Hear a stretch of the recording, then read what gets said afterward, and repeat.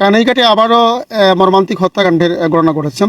আমি এই মুহূর্তে দাঁড়িয়ে আছি কানাইঘাট উপজেলার ৫ নম্বর বরচতুল ইউনিয়নের মুক্তাপুর গ্রামে, যেটি হচ্ছে যে আজকে সকাল 10টার দিকে আমরা সামনে একটা বাড়ি দেখতে পাচ্ছেন।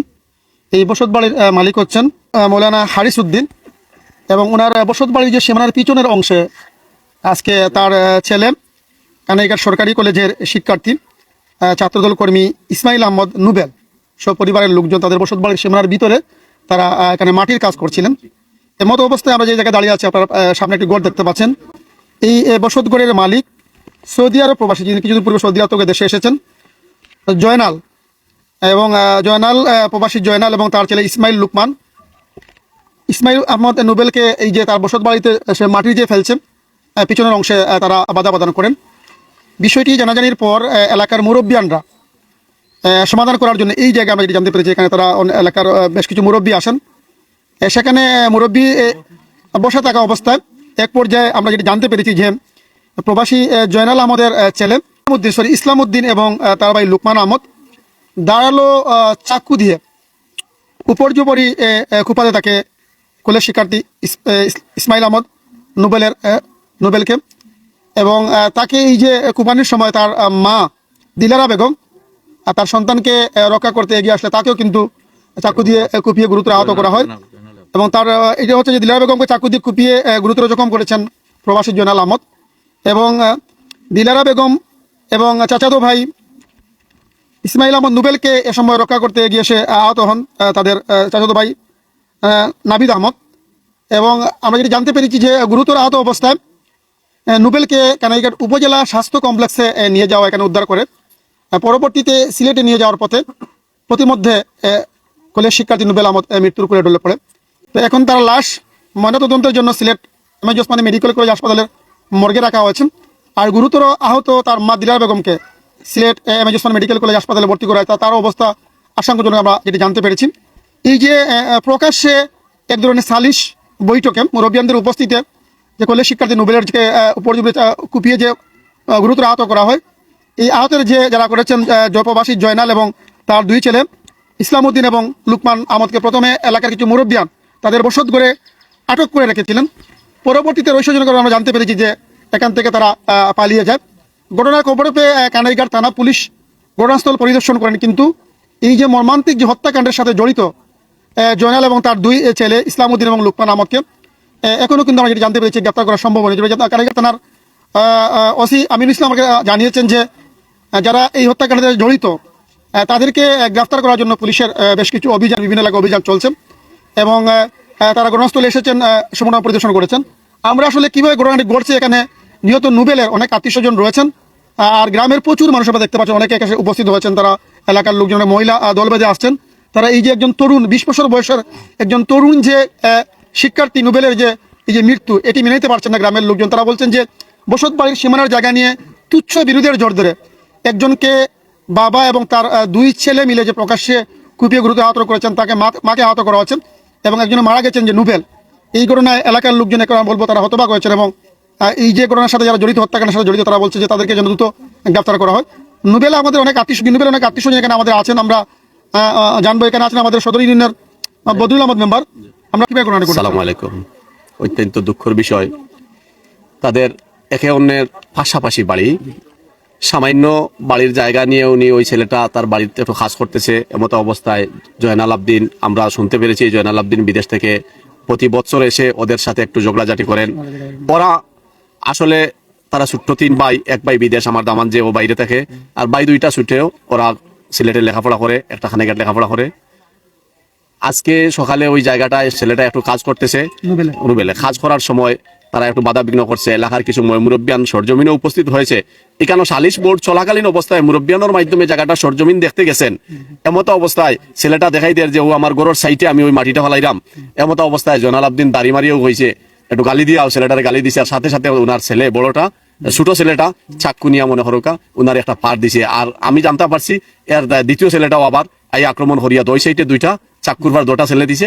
জয়নাল আবদিন মনে হরকা হাতে থাকা দা না চাকু এটা তো আমরা সঠিক জানতাম পারছি না, একটা কূপ দিয়া ওই মহিলাটা ধরতে গেছিল তার ছেলেরে, ওই মহিলাটারে মনে হরকা কূপ দিয়া ওর পেটের বটটা এখন বাহির হয়ে গেছে। আমরা শুনতে পারছি উসমানীতে এখন অপারেশন চলতেছে। আল্লাহ যদি ওনারে হায়াত দেন তো উনি বাঁচবেন, আর যদি হায়াত দেন না ব্লাডে অনেক শূন্যতা হয়ে গেছে, জানি না আল্লাহ কি করবেন। আমরা তো ওনার জন্য দোয়া করতে দিতেছি এবং মাদ্রাসাতে আমরা খতম পড়াইতেছি, আপনারাও বেশি করে দোয়া করবেন। আর আমি বিশেষ করি আমার বাড়িতে চাউরাতে পালিয়ে গেছে, আমরা শুনতে পারছি এলাকার মুরব্বী আনিকানো থাকা অবস্থায় এই তিনটা মানুষ থেকে ওই ঘরের বন্দি রাখা ছিল। আর হঠাৎ করে একজন মানুষ ওদিকে আসছে, আর তারা মনে করছেন যে ওরে একটু এর সাথে লাগালাই করবে, এর দিকে তাকাতাকি করিয়া আর এরারে যেভাবে সুযোগ দিলেছেন ঘর থেকে বাইর হওয়ার। যাই হোক, ওরা ঘর থেকে বাইর হয়ে গেছে। আমি নিজে আসিয়া প্রশ্ন করেছি যে আপনারা কিভাবে বন্ধুকে ওদেরকে ফালিয়ে দেওয়ার সুযোগ করে দিলেন? বলে ভাই ওদের হাতে চাকু, আমরা ওর সামনে গেলে তো একটা অ্যাক্সিডেন্ট ঘটবে। যাই হোক, ওরা পালিয়ে গিয়েছে। আমি বিশেষ করি প্রশাসনের প্রতি দৃষ্টি আকর্ষণ করছি, এইভাবে দিনে দুপুরে সালিশ বোর্ডের সামনে এই কোনটা আমরা মেনে নিতে পারছি না। আপনারা দৃষ্টান্তমূলক শাস্তিটুকু আমি আশা রাখি। আসসালামু আলাইকুম। আমি শহীদুর রহমান শহীদ, কানাইঘাট উপজেলা বিএনপির প্রথম জয়েন্ট সেক্রেটারি। আমার বাড়ি ছোটদেশ গ্রামে। ইসমাইল আহমদ নোবেল আমার খালাতো ভাই হয়। আমার সব ছোট খালার সব ছোট ছেলে। তো আমাদের খালাতো ভাই বোনদের মাঝে সবচেয়ে ছোট সে। তো আমি সংবাদ পেয়ে, একটু আগে সংবাদ পেয়েছি, দৌড়ে চলে এসেছি। আমি সংবাদ যেভাবে পাইলাম যে এখানে ইসমাইল হোসেন নোবেল বা আমার খালাদের তাদের গড়ের একবারে দেয়াল সংলগ্ন একটা জায়গা, যেটা তাদের অধিকারে আছে এবং এর বাইরেও তাদের সীমানা আছে। এই সীমানার ভিতরেই তারা এই নোবেল একটু মাটি কাজ করতেছিল। তো এরা জয়নাল এবং তার দুই ছেলে তারা তাকে মাটি কাজে বাধা দেয়। এই বাধাকে কেন্দ্র করে এখানে এলাকার মুরব্বিয়ানরা জড়ো হয়।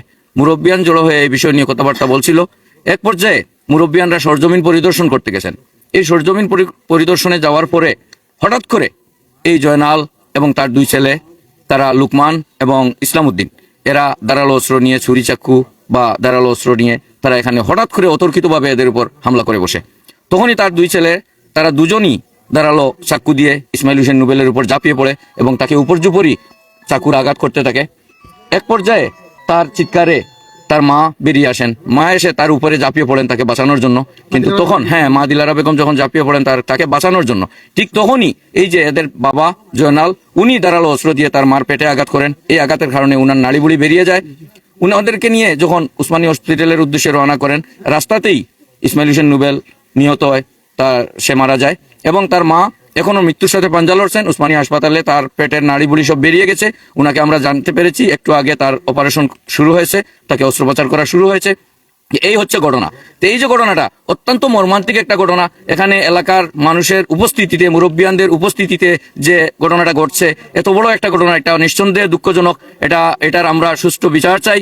আমরা চাই যে এই খুনি যারা নেক্ষারজনক যে খুন যারা করেছে এবং যারা এই আক্রমণ করেছে, তাদেরকে আইনের আওতায় এনে তাদের চূড়ান্ত শাস্তি, সর্বোচ্চ শাস্তি, মৃত্যুদণ্ড যাতে নিশ্চিত করা হয়, আমরা সেই আশা ব্যক্ত করব, সেই আশা জানাচ্ছি এবং এই দাবি জানাচ্ছি।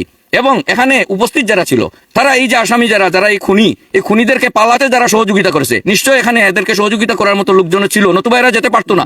এরা যে যেতে পারলো, এখানে এদেরকে সহযোগিতা অনেকেই করেছে। কারা সহযোগিতা করেছে, এদেরকে খুঁজে বের করে এদেরকেও আইনের আওতায় আনা উচিত বলে আমি মনে করি। বিষয়টা হয়েছে এত আমার চেষ্টা করবো। আমার নাম নজমুল ইসলাম। ঘটনাটা ঘটিছে এই যে প্রবাসী জনালসা, তাই প্রতি বছর আইলে বিষ্ণু খোলা পাঞ্জাকালে প্রতিদিন ও বিষয়ে কালকে করলা কথা কাটাকাটি হয়েছে, না হইলে মানুষ মাঝে ফসল মানুষে বাঙ্গাইয়া দিয়েছেন আইসি। আজকে সকালে 9টার দিকে ও তারা মাটি ফালার দাঁড়ি লোকে জয় জয় এই বাজু সীমানাও নাই। ও মাটি ফেলাইতে সময় মুরব্বী তারা দুজন ফোন দিয়ে আনছেন, ও গরম মাটিকে তারা ফোন দিয়ে আনছে। ও মানুষ আইলে কইতে আপনাকে ভাইয়ার তোর বাড়া বাড়ি করিও না, এর মাঝে তারা মানিতে নাই বলে জনাল স্যার যে ছেলে দুইটা জনাল স্যার তারা মানেন না, না মানতে গিয়ে তারা গিয়া ফেলা উদাদি বেলা বেলা বসে। আর পরে ওই যে পরে ভালো মাসে ইসলাম উদ্দিন সাকুলিয়ে গেছে করতে পারি, সাকুলিয়ে গিয়া ও মুরব্বী দুজন দেখছিল না, সাকুটা দেখছিল না, তারা গিয়েও সাকু দিয়ে দুইটা ভালো মারি দিছে। ভালো ভালো মনে হচ্ছে রক্ত লাগতার ওই সময় বাচ্চা ঘোড়া পড়ে গেছে, ও ভালো বাদে মাঝে ধরা করিয়া লিয়া গেছে, আমরা দুলিয়ে আইছে লিয়া গেছে রাস্তা গাড়ি তুলিয়া দিছি। তালাবদ্ধ অবস্থায় রয়েছে, আপনারা দেখতে পাচ্ছেন তালাবদ্ধ অবস্থায় রয়েছে। তারা যারা আছেন, যারা হত্যাকাণ্ডের সাথে জড়িত, তারা কিন্তু তাদের বসতঘর ছেড়ে পালিয়ে গেছেন। বন্ধ অবস্থায় আছে ঘর, আপনারা দেখতে পাচ্ছেন যে তালাবদ্ধ ঘর। এবং সবাই বলছেন যে ইসমাইল হোসেন নোবেলকে যে উপর কুপানোর পর এখানে তাদেরকে আটক রাখা হয়, জয়নাল এবং তার ছেলে ইসলাম উদ্দিন লুকমানকে। আর পরবর্তী এখান থেকে তারা কীভাবে গেলেন, এটি নিয়ে একটি রহস্য সৃষ্টি হয়েছে। এবং এখানে নিহত নোবেলের আত্মীয়স্বজনরা বলছেন যে এখানে হয়তো গ্রামের দু একজন মুরব্বী হয়তো তাদেরকে পালিয়ে যেতে সহায়তা করেছেন। আমরা ইসমাইল হোসেন নোবেলের বাড়ির সামনে যাবো। আপনার